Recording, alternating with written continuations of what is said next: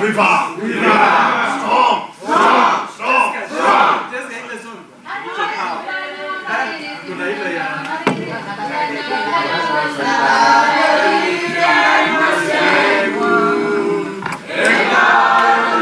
The government of Kericho. It has therefore become untenable for the governor to continue being in office. The governor has variously committed constitutional wrongs that subvert the structure of the county government, and undermine the integrity of the office and even the constitution itself. The significant effects of the conduct that is undermining the integrity of the office, disregard of the constitutional duties and oath of office, arrogation of powers and abuse of the government process has had an adverse impact on the running and the administration of Kericho County government. Based on the foregoing, I give the direction that the 2/3 of the membership of this House required to pass the motion for impeachment of His Excellency the Governor is 31 members. My position is further by the fact that we have customarily and by practice since the inception of county devolution taken 1/3 of the members of this assembly house to be 16, meaning the balance of the members being 2/3 is equivalent to 31. Honorable members of this house,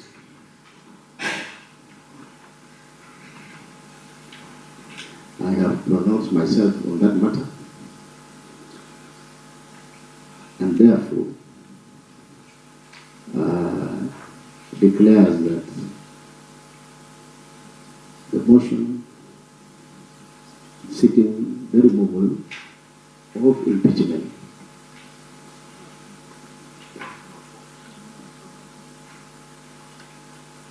from office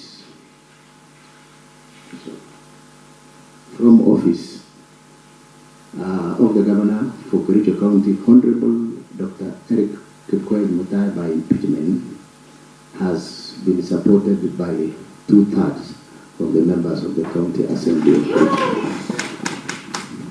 I therefore declare that the motion is passed and the Governor, Dr. ERICK MUTAI, stands impeached under Article 181 of the Constitution, Section 33 of the County Government Act, and Standing Order Number 74 of Kericho County Assembly Standing Orders, on the grounds as moved in the special motion by Honorable Kiprotich Rogon, citing A, gross violation of the Constitution and other laws, B, abuse of office, and 3, gross misconduct as tabled before this House. Will as many as are of that similar opinion say aye? Aye. Will as many as are of that contrary opinion say nay?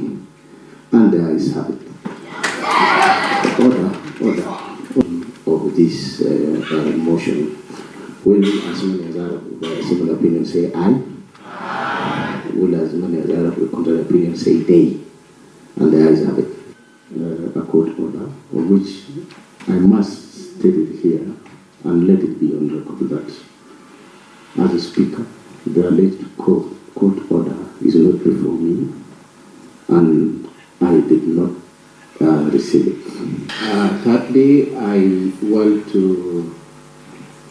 extend a word of appreciation to you, Honorable MCAs, for the courtesy of allowing us in here.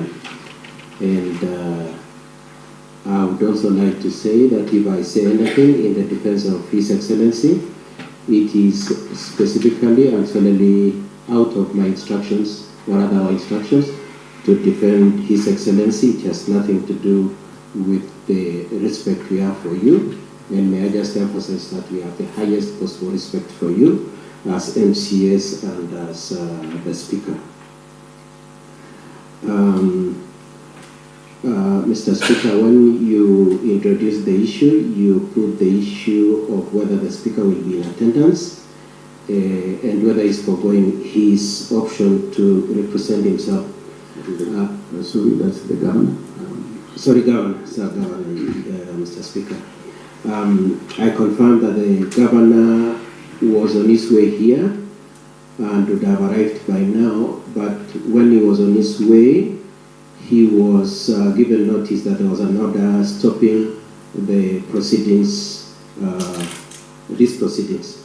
And in the face of the existence of that order, he went back. However, he still in line with the point that he's not foregoing his right to defend himself.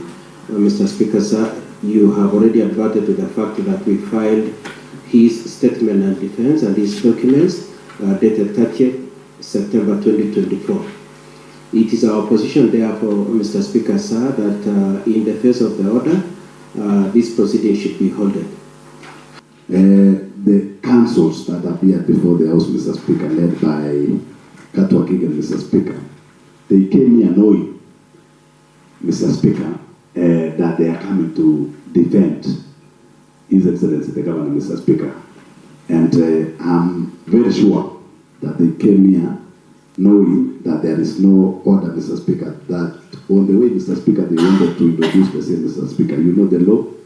Once the session started, Mr. Speaker, there is no way, this is a special motion, there is no way we could terminate this, Mr. Speaker, and I beg that we proceed with the same, Mr. Speaker, until its conclusion, Mr. Speaker. Mr. Speaker, I want to bring to attention of members that when we received the report from Controller of Budget, it said that Kabiaga Tea Farm, that is over 400 acres of tea. As we speak, Mr. Speaker, the money that we are supposed to be receiving as a county was not even reported. So definitely zero returns. So, Mr. Speaker, this is very serious. How can 400 acres of tea not even produce even a shilling? Which one are we? Mr. Speaker, we have tea. I have 2 acres of tea in my home. And I get a lot of money. How can the 400 acres of tea not even give us even a line item? So, Mr. Speaker, a money that was meant for the victim is being misappropriated, Mr. Speaker. Then, when the whistleblower, Mr. Speaker, who happens to be the Deputy Governor, Mr. Speaker, blew the whistle in TFC, Mr. Speaker, a committee was formed. We went to the bottom of that matter, Mr. Speaker. Then the county executive used now the public funds. Use the money that was in emergency fund to pay for some of the victims, Mr. Speaker.